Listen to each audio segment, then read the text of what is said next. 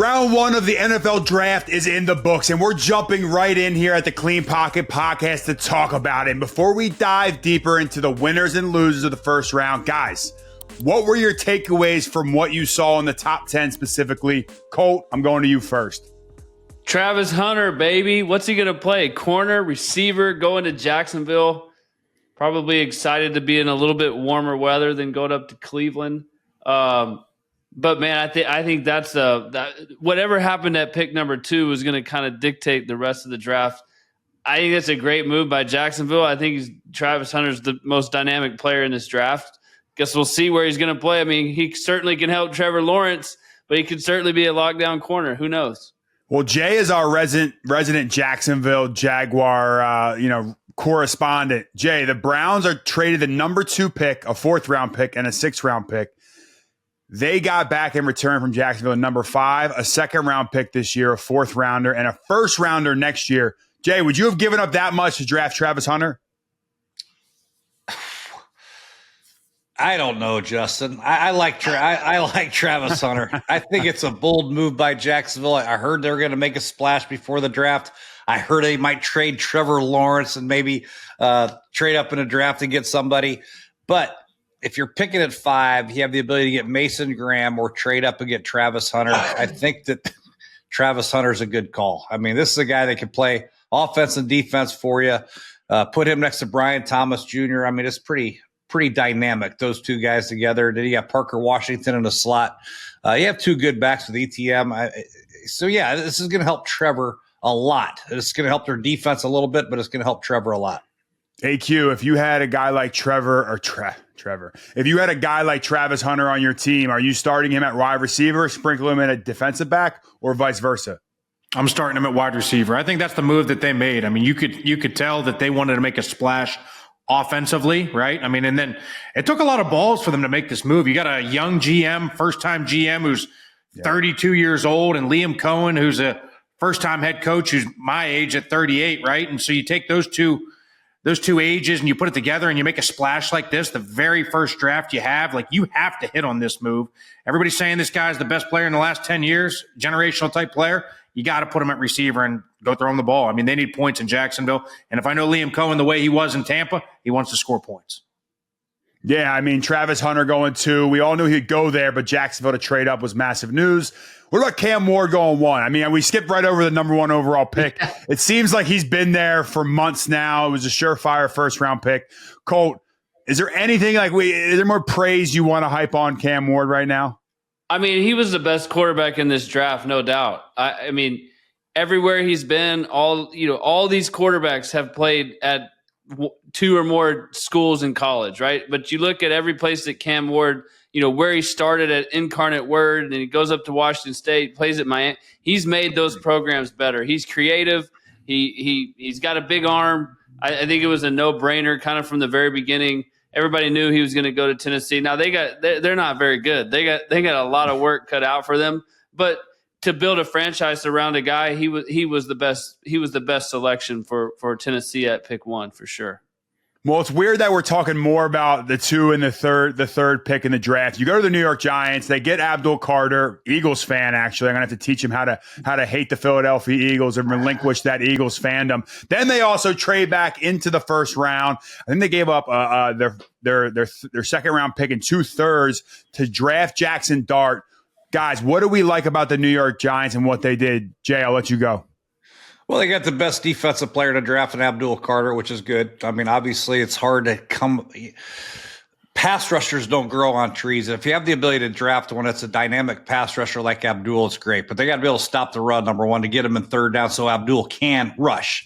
Hopefully, Jaxson Dart provides them with a little bit of a future. Obviously, I think still Russell Wilson will be the starter next year. Let Jaxson Dart kind of develop in the system. I know Brian Daboll's clock is ticking. His hot seat is very hot, so he might play Jaxson a little bit sooner than later. But I think it's going to take a little bit of time for Jaxson to contribute. It's a good pick. Can't have enough young, good quarterbacks in your building. To have Jackson, Jameis, and Russell in your building is a good thing, but you also have the best pass rusher to draft in Abdul Carter. All right, we like that pick at 3. We like what the Giants did there, getting back into the first, getting a quarterback. The fan base will calm down. Jay, They wanted a quarterback. You think when the Giants traded back in the first round, they were going to take Sheduer? That's what I thought. No, I thought Jackson would be the second quarterback taken, but there's a lot of things in this draft that I didn't think that there's a lot of things happen in this draft I never would have thought would have happened, but I did think Jackson would go ahead of Sheduer, yes. All right, well, let's jump into offensive tackles. AQ, me and you broke it down in Austin when we were there. Will Campbell ends up being the first tackle off the board going forward to the Patriots. Is that the right move? Would you have gone Membu? Would you have gone Kelvin Banks? What are you thinking there? I mean, I think I've made it well known that I thought Kelvin Banks was the best tackle in this draft. He obviously goes 9 to the Saints. I think that's a great, great pick. Saw the Saints did not pick up Penning's fifth-year option the other day, so whether or not that had something to do with it, that's obviously a big thing to do with this decision, I would assume. But whenever you think Will Campbell, he's the safest pick. He played the best of them in college, period. Now, is there some question marks, right? Like, yeah, 100%. You can sit there and say anything about arm length. I'm not going to say anything about that because I don't give a shit about that. Clearly, I have the shortest arms that's ever entered the NFL. But what I will say is I don't love the fact that, like I've said this over and over and over again, I don't think he loves to finish people. I just think he's completely content on getting his hands on somebody, being in the right position, being in the right spot, but there's no dog. I don't see any dog. And I feel like at the NFL level, without dog, you get pushed around a little bit. You get bullied around a little bit. And so I like Membu's pick. The more and more I watch film on him, I like him. And I obviously like Kelvin Banks. But all three of these guys are damn good football players. Only time will tell to see, who becomes the best of the group. Yeah, you end up splitting hairs there with Will Campbell. I thought he was the most NFL-ready tackle. I didn't think he's on the same level as Joe Alt, but time will tell being able to split those guys up. All right, I want to move on to Mason Graham, Jay's favorite player. He ends up going to Ohio to the Cleveland Browns, Jay. What do you think about Mason Graham? Still landed in the 5 spot. We thought it would be Jacksonville. It ends up being Cleveland. Well, we know that Myles Garrett's not much of a run defender. He's an up-the-field rusher in Jim Schwartz's scheme. They like the wide nines, get up the field. So if that's the case, you better have somebody on the interior that can really play the run, and Mason Graham can do that. So it's not a bad pick. I'm a Mason Graham fan, not a hater. Don't get me wrong. I just don't know if I'd take him at 5, a run-stopping 3 technique. At 5, I think there's other players available that you could get. But hats off to him, man. He's going to be a great NFL player, play for many, many years. He won't have many, many sacks, but he'll have a few assists and a couple tackles, and he'll be a big pillar in there to stop the run for the Cleveland Browns. Hopefully get him in 3rd down and long so Myles Garrett can get his defensive MVP award. Well, that's a great way to do it. I mean, the next 2 picks we have, 6 and 7, went as we thought they would go. Ashton Jeanty goes 6 to the Raiders. AQ, I know you wanted him to fall to 10 to the Bears. Is 6 too high for a running back in the NFL right now? I think Saquon proved that if you have that guy, the problem is I think the thing that we get lost when we talk about this is Saquon went to a team that was ready to have a Saquon, right? I don't necessarily think the Raiders are ready to have Ashton Jeanty. Ashton Jeanty's a game changer if he's got a good offensive line in front of him, if he's got a good team around him, if he's got a good defense, he's got all these things, right? But when you go 6 overall, you got a lot of problems. You don't have a great offensive line, so they're gonna have to address that in the rest of the draft. And so when you look at that, Ashton Jeanty might get thrown into a situation where you see Saquon was thrown into early in his Giants career where it was like, yeah, he's a damn good football player, but he's hurt. He's getting hit behind the line of scrimmage. He's having to make something out of nothing. And there's a lot of issues like that. But, listen, this kid's a stud. He's a once-in-a-generation type running back, just like Saquon was a couple years ago. So if you have the opportunity to take him, you might as well take him. All right, well, John Spytek gets his running back. The Jets get their right tackle of the future in Armand Membu. He is a beast on the trenches. He is a physical player. We thought he probably is the best run blocker in the draft. Really, the next surprise comes at 8. Ted McMillan goes to Carolina. They got holes on that defense. They just drafted Xavier Legette, but they're like, no, we're loading up on weapons for Bryce Young. Was this a bit of a surprise, Colt? A little bit. I mean, I think in our mock draft, I picked receiver for Carolina. I mean, I know they've got issues everywhere, but for Bryce Young and for that offense, like adding a dynamic weapon like Ted McMillan will help. I had them picking Matthew Golden. I didn't know, but I think he's a great football player. I mean, I think he'll make an impact. They drafted a 1st-round receiver last year, didn't play great this year, in my opinion. Now they draft another one, so you've got some good young talent around Bryce Young. and that receiving core. It's going to help that offense right away. Hopefully it pans out for him. Colt, do you think that Dave Canales, having spent some years with Mike Evans down in Tampa, saw Tet as his new Mike Evans? Yeah, listen, I mean, he's 6'4", he's 220, he's smooth, runs good routes. Most people had him as the number 1 or number 2 receiver in the draft. Listen, I mean, yeah, like coming from coaching Chris Godwin and Mike Evans, and now now kind of building that system, I think he fits right in for that. And you can't have enough weapons. They felt like this is the best available at 8, and I'm not mad at him. Listen, Bryce Young is doing this. Everybody kind of wrote him off. He came back in. He started playing much, much better. Like, he deserves for you to go out and get him a stud weapon, and that's who they identified, and that's who they went and got. Jay, you're laughing. What's the laugh about? I'm laughing at a couple of things. I'm laughing at AQ's thing just went blurry, and I'm laughing at eventually Carolina's going to have to get a stop. I mean, this is a joke. I mean, it really is. I don't understand it. Maybe they'll use their 2nd, 3rd, 4th, 5th, 6th, 7th rounders to get defensive players, but their defense is atrocious. They could have had their pick of the litter on defense. There's a lot of good defensive players out there. I mean, we talked about, but for them to take another whiteout that is, I mean, I'm with you, Jay. I don't get it, but that's why I'm sitting here with you guys, I guess. I'm not very smart, but there's a couple decisions in this draft that make absolutely zero sense to me. And I hear about the best player available. I get it. Let's take the best player available. But you need people to make a tackle and get a sack, create a turnover, cover somebody. They have nothing on defense, and they have some, but they need help on defense. I'm disappointed that they didn't take defense. Well, yeah, I mean, they have Jadeveon Clowney and DJ Wanham at defensive end right now. So you look at Jalen Carter, or not Jalen Carter, you look at Jalen Walker, you look at some of the names, Michael Williams, you think maybe they would have bolstered that. And typically when you have that young quarterback, you think you have the quarterback of the future. Let that guy go play. Jaden Daniels, let him go play and go draft guys on defense and surround him with some defensive talent. So that one was a little bit of a head scratcher there at 6 or at 8.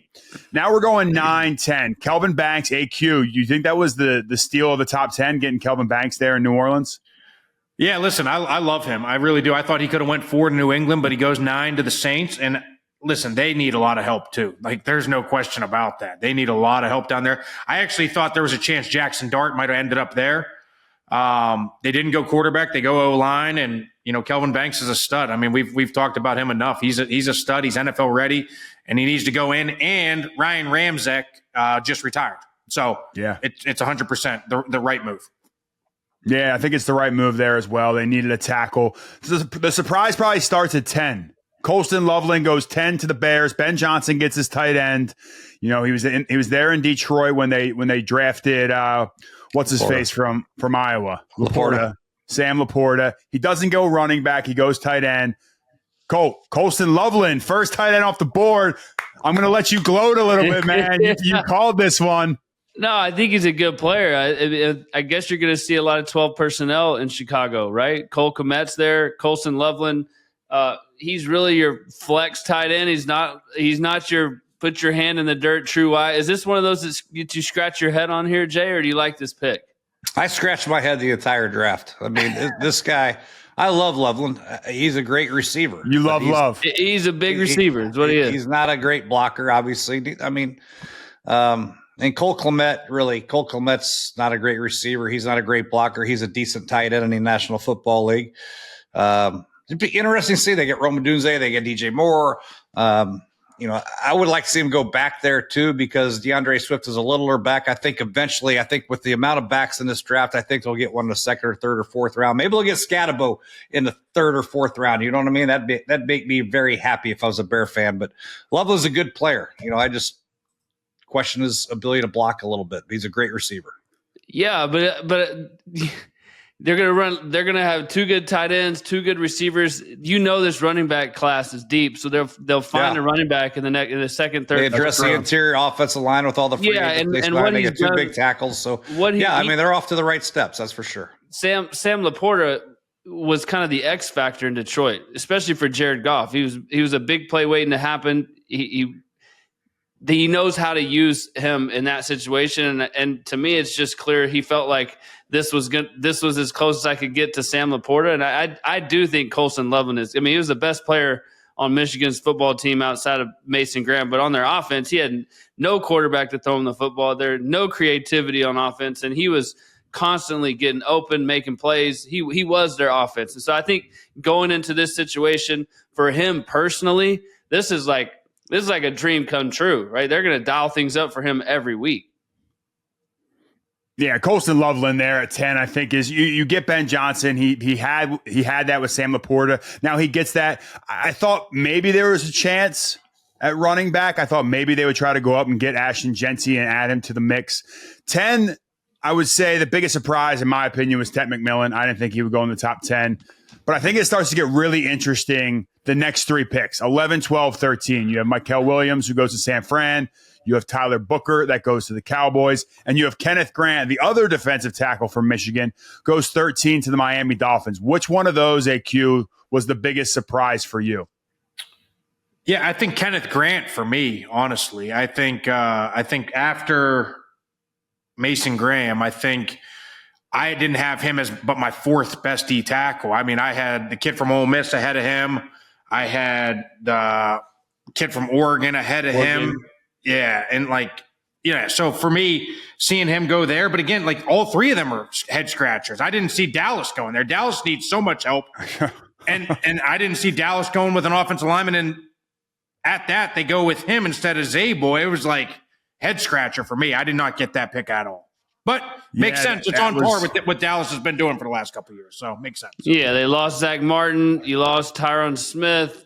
They've had tons of success drafting these, guards, tackles in the first round. I mean, that's kind of what they've been known to do. They've had a ton of success. They haven't won a playoff game in 40 years. Say it, Jay.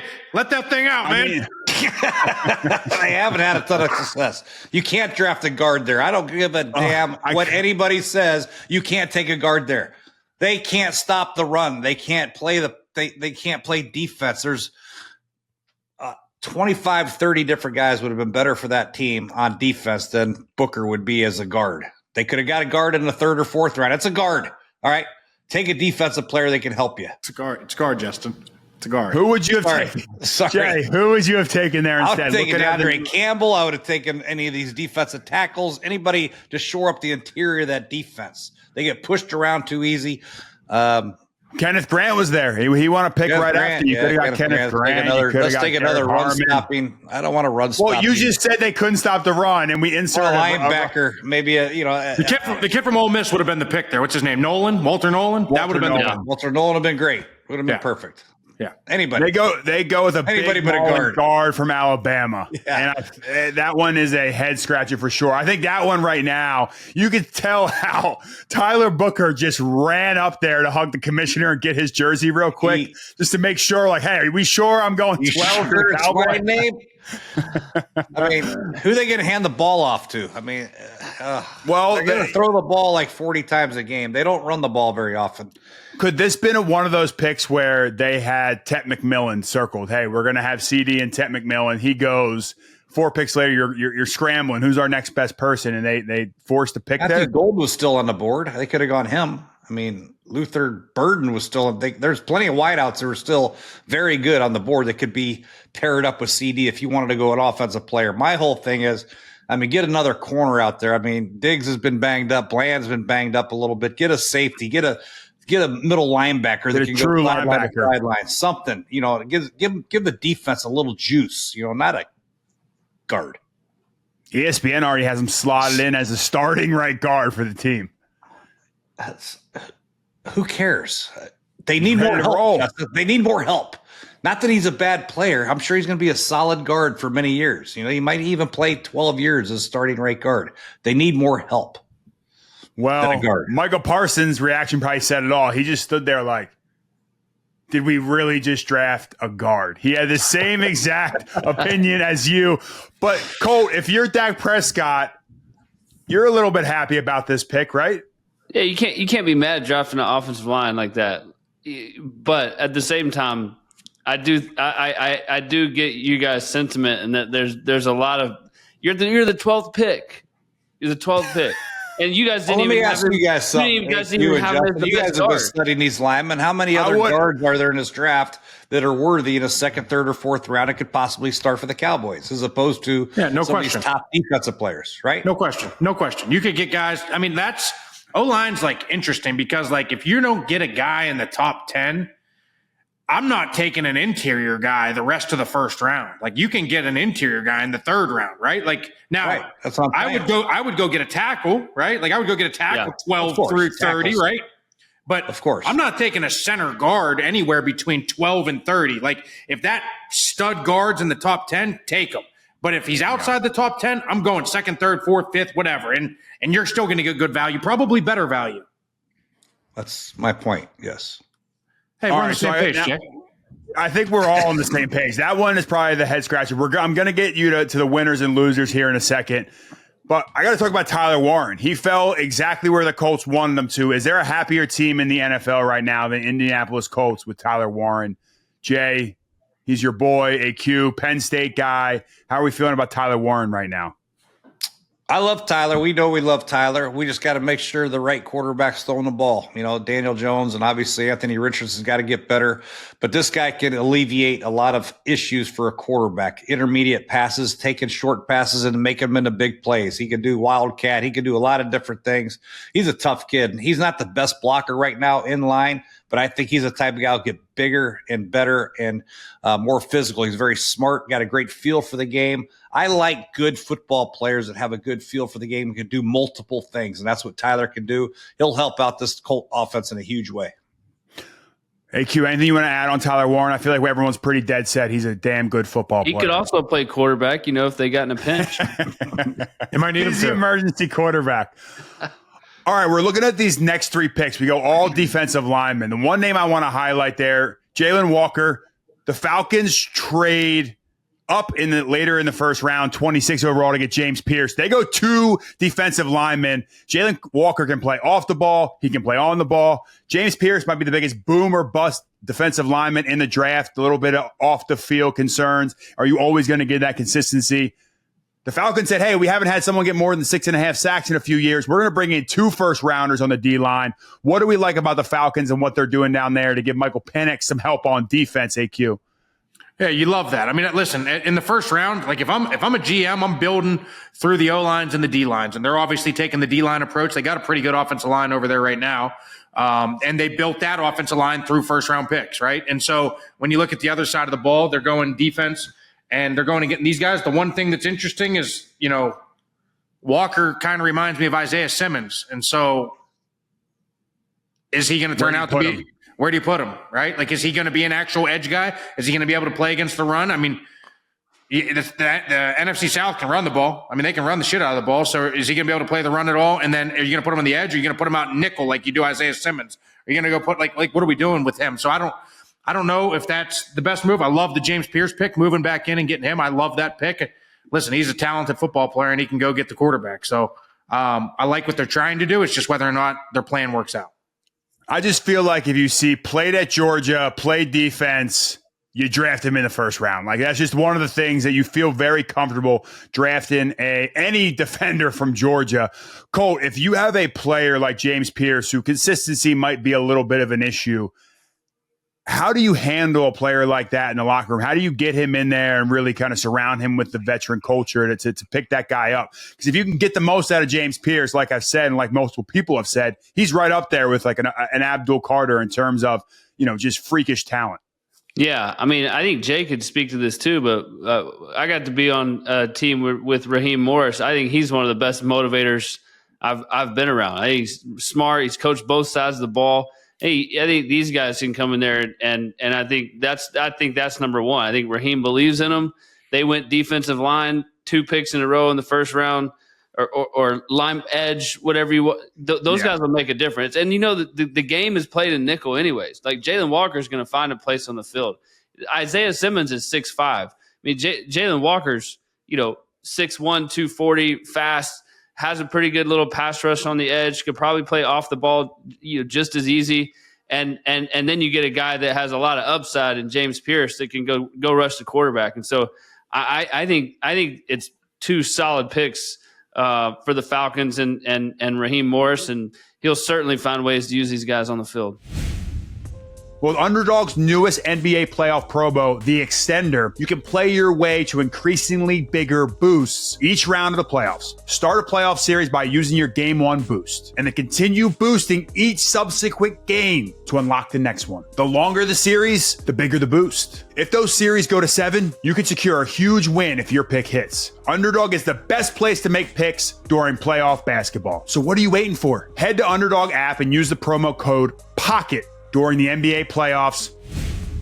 I absolutely love what the Falcons did. They addressed the defensive line. Jalen Walker, a lot of people are saying that he reminded them the most of Micah Parsons when he's downhill playing in that NASCAR package on third down. He gives them versatility. But when you turn on his tape, he's getting past Kelvin Banks from Texas. He's giving tackles fits. So I think that elite athleticism and that high motor that he has really does separate him in terms compared to, Isaiah, who is a safety nickel kind of hybrid. AQ, yeah. I guess the question I have, right? Like, this is the question I always have, right? Like, when you see these guys that can just run around guys in college, like, I think back to Aaron Maben. Jay, you remember Aaron Maben? Aaron Maben goes 11th overall. Right? Like, I played with Aaron at Penn State. He's first team All-American, 15 sacks in college. He had no moves. He just had a good get off and a good jump. Well, guess what?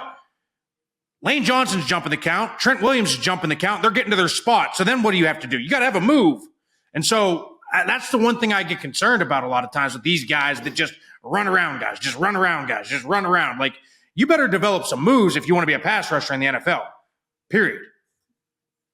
Well, time will tell. The next 2 picks go 16, Walter Nolan. He could be the biggest boom or bust defensive tackle in the draft. Arizona gets him. They pair him with an 18-year vet, Calais Campbell. I really enjoy that move. Shamar Stewart's another guy that I want to talk about. He goes to the Bengals. He has all the attributes. Jay, he had 4.5 sacks in college. I knew he'd go. In his whole career. That's why they have the combine, just so somebody like Shamar Stewart can show up, take his shirt off, run a 4.6 40 or 4.4 40, whatever it is, show his long arms and his long legs, and then say, hey, I'm a great defensive end. You look at his numbers, he had 4 career sacks, and I watched the Auburn game. He didn't even show up in the stat sheet. Maybe he was hurt. I don't know. I don't know a lot about these guys' personal and their injury history, but I know this guy did not show up enough for me, for them to take ahead of guys like Mike Green or some of these other pass rushers or Pierce that we're talking about. It's mind-boggling. You're taking the talent, you're taking the length. I understand it. He can play the run. He's the exact opposite of Trey Hendrickson. Hendrickson's a little short guy that plays a little hard, has some pass rush moves, gets sacks. This guy is longer, stronger, has no moves, gets no sacks. So it'll be interesting to see how it plays out. It seems as if all signs point to the Bengals getting a deal done with Trey Hendrickson because they don't have anything otherwise. So they spent $400 million on offense. They needed some help on defense. Gray Zabel goes to Seattle. I think everyone knew that one was coming. There's a couple head scratchers coming up. But the biggest one, I know Jay wants to talk about this one. Emeka Egbuka goes to the Tampa Bay Buccaneers. They just re-signed Godwin. They got Jalen McMillan. You have Mike Evans. Why? And Sterling Shepard they got. Yeah. So I don't know. Maybe Godwin's not coming along. Obviously, Mike Evans is getting a little bit older. And this guy's a hell of a wide receiver now. Don't get me wrong. And I'm not putting anything against it. It's just a weird position fit for me. The Buccaneers are a good football team. They have some needs in the secondary, safety. I know they're trying to get some other guys to play edge safety. They feel pretty good about their defense, I guess, but edge rusher. The more the merrier, I guess. Baker Mayfield's going to have a field day. I mean, he's got some definite weapons to throw to, so hats off to him and see what happens. But, I would have gone a different avenue, but, who knows? How many first-round receivers does this make for Ohio State over the last, 6-7 years? I mean, one every year pretty much. Yeah. Crazy. And probably the best ones at Ohio State right now. I mean, you got Mike Evans over here, and you got Godwin over here. And you just paid McMillan over here. Okay, so how are we going to get the other guy the ball? What formation are we going to run to get him the ball? Are we going to throw him the ball, and Mike Evans is going to be like, hey, hell no. I'm over here. Throw it to me, right? Yeah, right. What are we doing? And you got McMillan. And McMillan had a hell of a year. We got Godwin off injury. Yeah, he's good. Tight end's Godwin's good too. going to get all the bubble screens and all the little receiver screens. Because Godwin's excellent after the catch. So I don't know where he fits. Not that he's not a great player, but And if everyone's saying, well, Godwin might not be healthy, well, then why the hell did you just re-sign the guy? Like, exactly. What'd you Why are we paying him that much money? Even if Godwin was hurt, they still have McMillan, Evans, signed Shepard, and they got Miller. I mean, so I don't know. That one is a head scratcher. All right, now let's look at the rest of the draft. I'll give everyone a chance to talk through it right now and give me any more head scratches in the next few picks, because we get to the end. There's some names on there I had to just double check. There is one in particular that I had to double check that I'm going to call out. But is there anybody in there? I thought Omarion Hampton was a little bit of a head scratcher. AQ, what say you about that one? I love Omarion Hampton. Like I said, I thought, Najee Harris, I did not love in Pittsburgh. The people of Pittsburgh did not love Najee in Pittsburgh. He goes to the Chargers on kind of like a incentive-based, low-salary deal. Good point. Yeah, it's a good point. Omarion's going to be the guy, and that fits exactly what Jim Harbaugh wants to do. I think that's a great, great pick for them. One guy I saw get drafted, didn't even watch film on him, didn't even know who he was. Donovan Jackson went to the Vikings. Did you watch anything on him? He's a 30-game starter. We probably should have watched a little bit more film on Donovan Jackson. I started seeing him out there more and more. Josh Simmons was the guy. Traded back up and got him. Well, Josh Simmons goes last to the Chiefs. The rich get richer. The Chiefs are going to have Josh Simmons sit on the bench for a little bit, and they probably get the best offensive lineman in the draft. They don't even need him to play right away. Just be ready for the playoffs. Just be ready for that Super Bowl run in Patrick. So I think the last pick of the draft in Josh Simmons, he might be my favorite pick of the draft. Yeah. I think he, if healthy, was the best offensive lineman in this draft. We look back at the Eagles getting my guy Jahad Campbell, 31. Great pick. I mean, great hopefully. pick. I hope he destroys the Cowboys. I really do, because the Cowboys could have had a nice little linebacker to start for their team. Instead, they took a guard.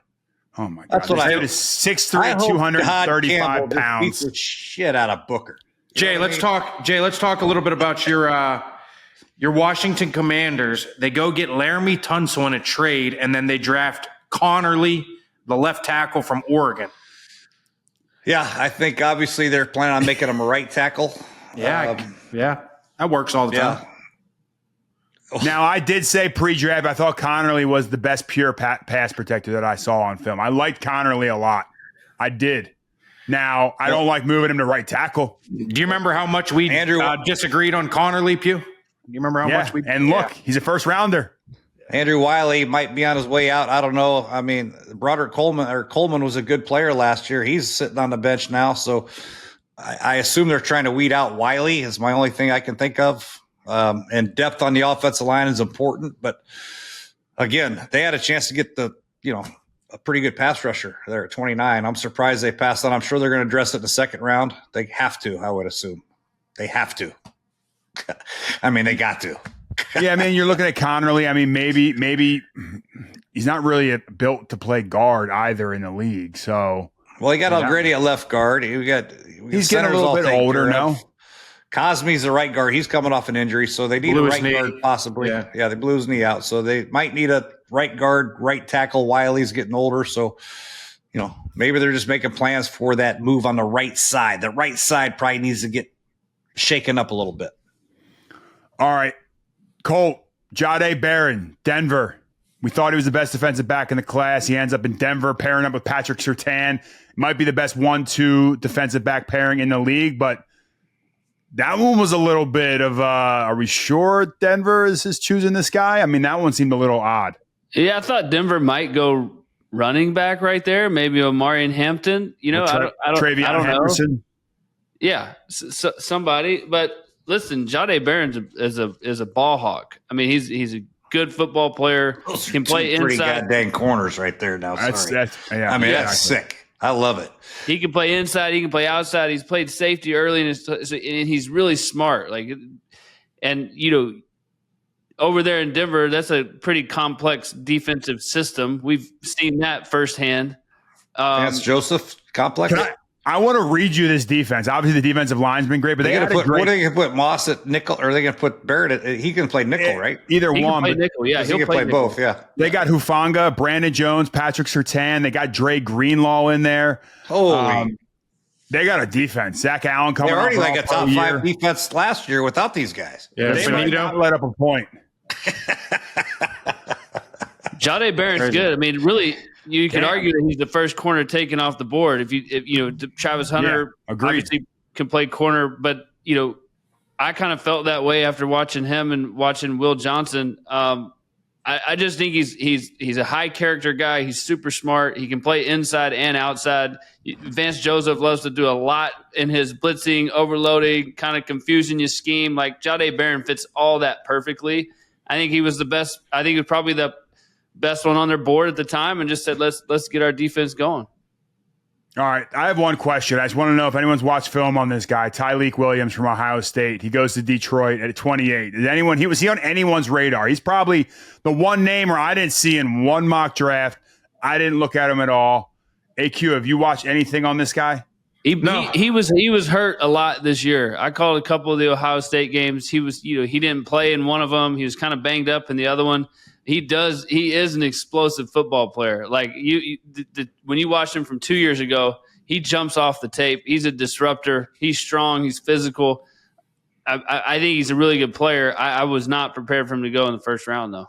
No, you remember Detroit had all those injuries to their defensive line last year. So it's reaction. Yeah, so yeah, for sure. Yeah, I think they got DJ Reader, McNeil. I think those guys have been banged up a little bit. So to have a young, fresh, healthy, well, now Colt says he was hurt as well. So bring another hurt guy into the locker room. I'm sure he's fine now. Fit right in. Yeah, he'll fit right in. All right.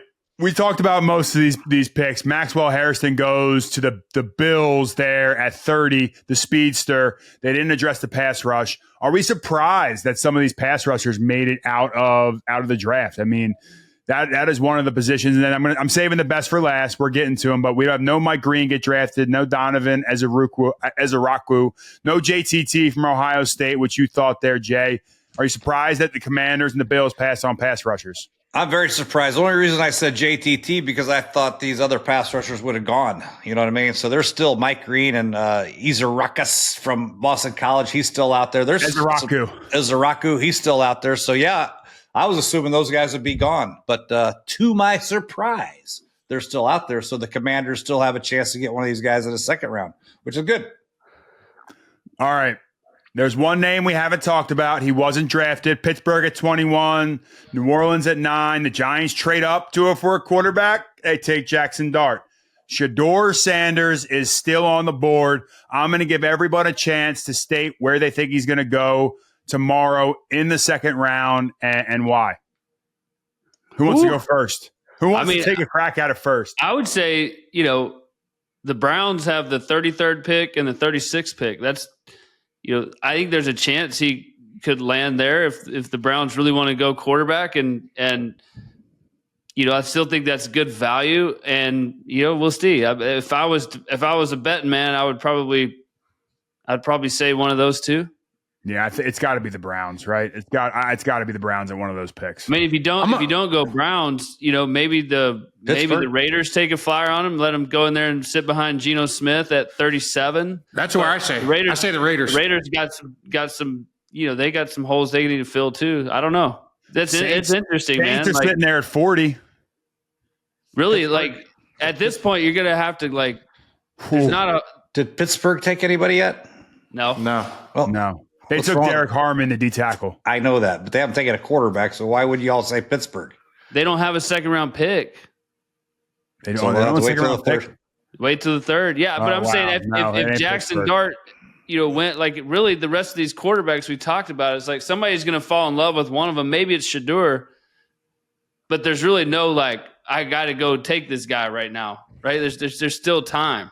We mentioned 4 or 5 defensive linemen that we thought would be drafted in the first round, so they're out there. There's 3 or 4 receivers that I got on my board are still out there. So Sheduer may not go till the third. You know what I mean? I mean, Yeah. it's not that big a deal. I mean, he still has a chance to be a great pro player, but I wouldn't be surprised if he lasted to the third round. If he doesn't go by 40 to New Orleans, you're sitting there looking at it and you're just like, where is he going to go? If There's New not Orleans another really team. wanted him, Justin, they would have taken him at 9. You know what I'm saying? They're not going to say, I really want this guy. Let's wait till the second round and hope to God he's still there. Is that, you know? Well, yeah, he falls into your lap. If a player falls into your lap, like the Eagles took Jahad Campbell, he fell into their lap. No one thought he was going to be there. So you He's a basically draft linebacker. He's not a quarterback.